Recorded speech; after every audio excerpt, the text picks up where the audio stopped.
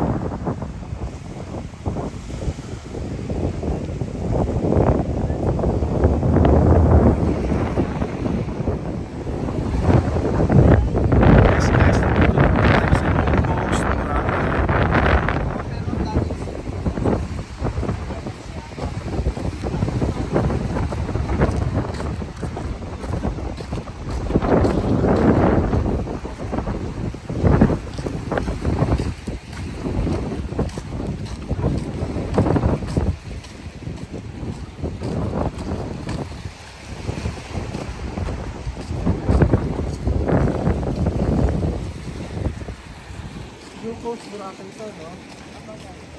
Yung ito na po.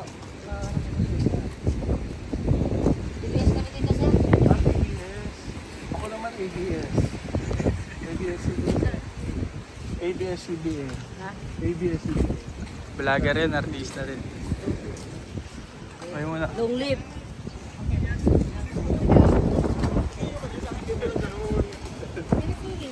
Pinipili niya mo.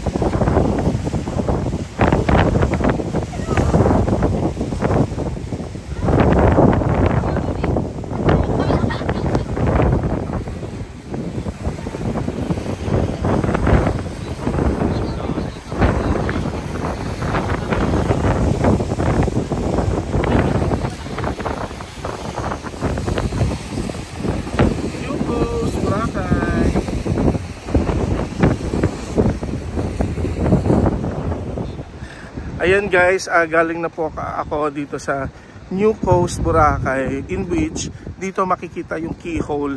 Diba kanina nakita nyo para may butas doon, ayun yung keyhole. Then ngayon pupunta ako ngayon sa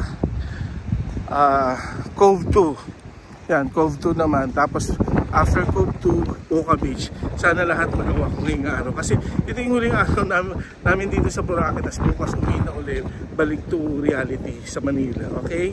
Sige guys, tara. Punta na natin.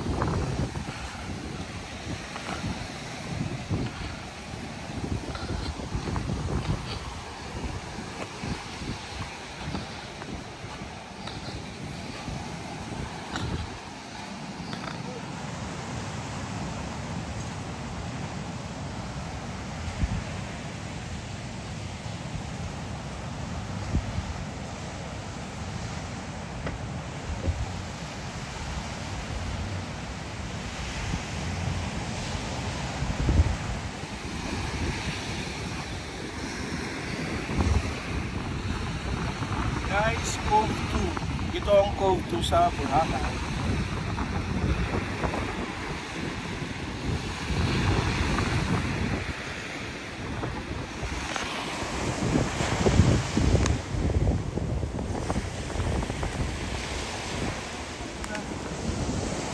Tapos ano?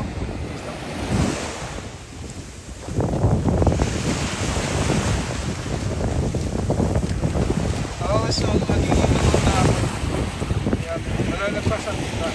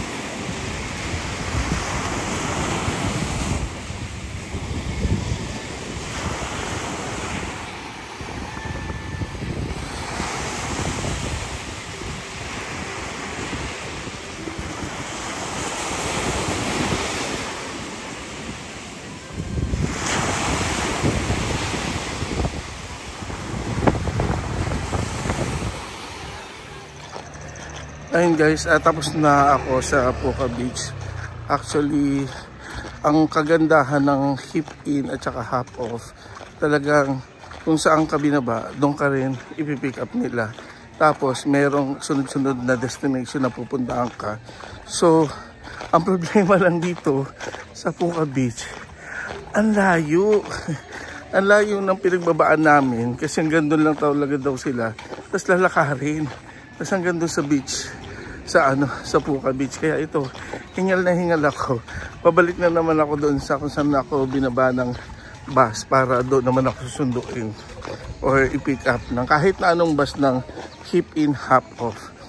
250 pesos. Unlimited rides na for the whole day. Ayun. Yun lang. So, susunod na pupuntahan ko is mamaya na. Kalimutan ko eh.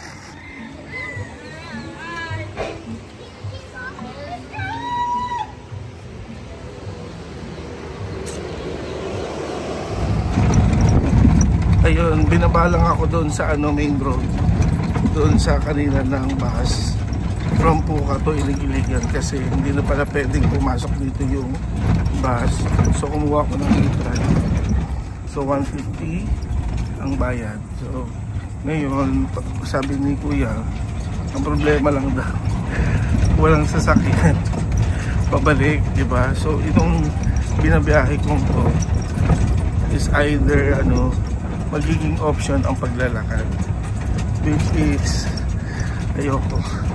Sana makahanap ko ng sasakyan pabalik kasi talagang ito up and down yung biyahe. Looban daw pala ang Ilig-Iligan. Well, first time makita ko man lang kung ano yung Ilig-Iligan Beach, diba? Okay, ano yung mga mahihirap po, yung mga pataas.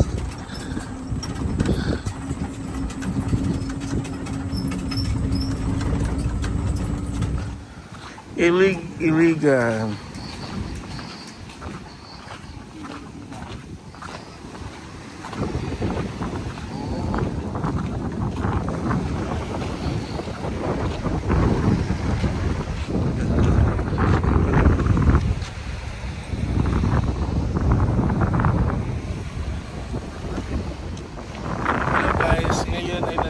Sa Ilig-Iligan Beach. So this is my first time makapunta dito. Well, ang problema dito, yun nga lang, sasakyan.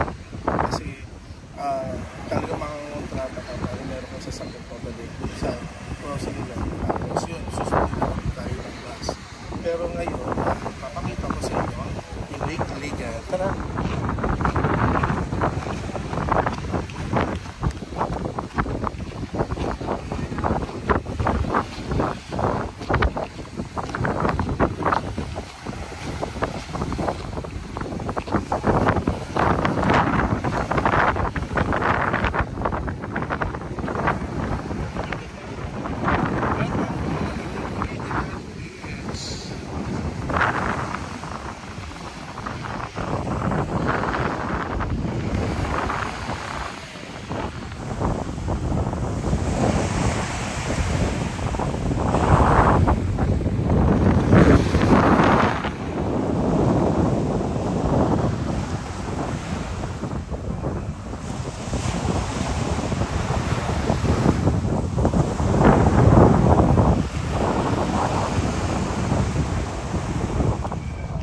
Ayun guys, naghihintay na naman ako ngayon dito sa kanina yung boundary ng yung crossing for Puka Beach and Ilig-Iligan Beach. So, ang sabi nila ng mga nakatira doon, konti lang daw ang tao sa Ilig-Iligan Beach kasi habagat ang ang hangin.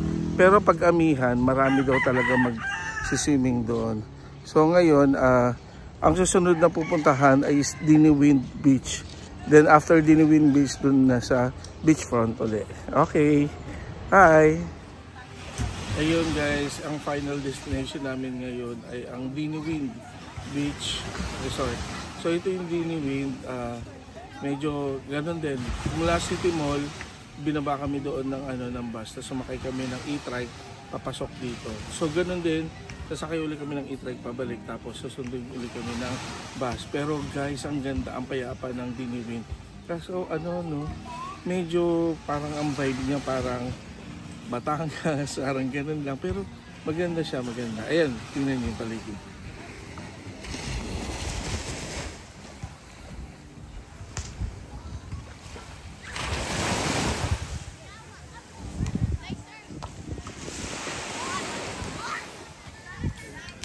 Ayun, tara guys, punta na tayo.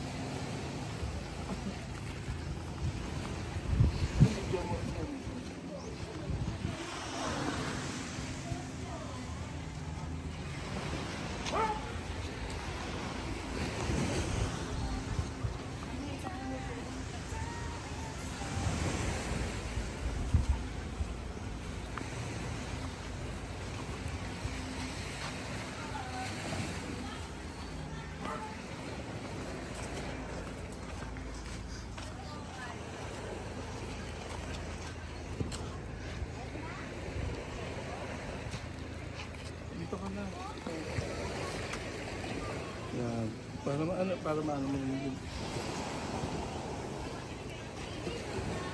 Ay, itong dalawang taon sa binagyan, matapos ako 600. Ayun, tara guys, punta na tayo.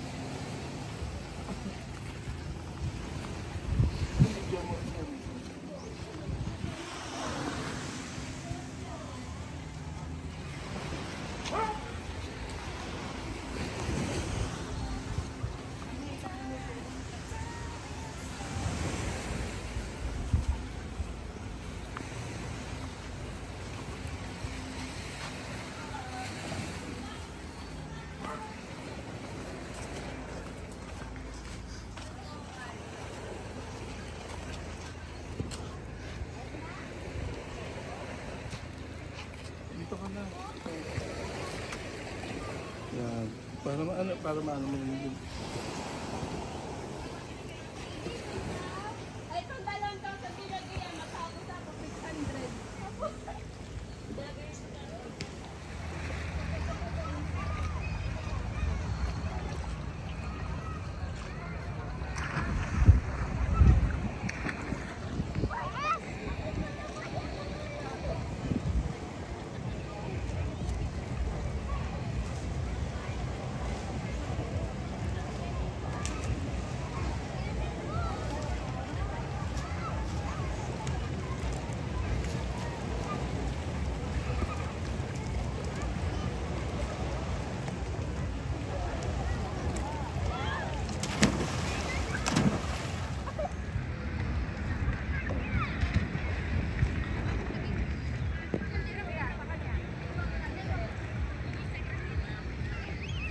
Pag-ahon siguro natin na sa kanya mag-ahakal yun sa atin.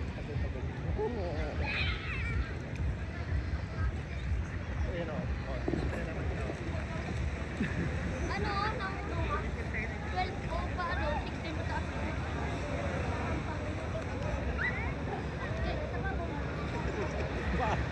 Kwento may dakdak. Oo, kita na ako. Hi!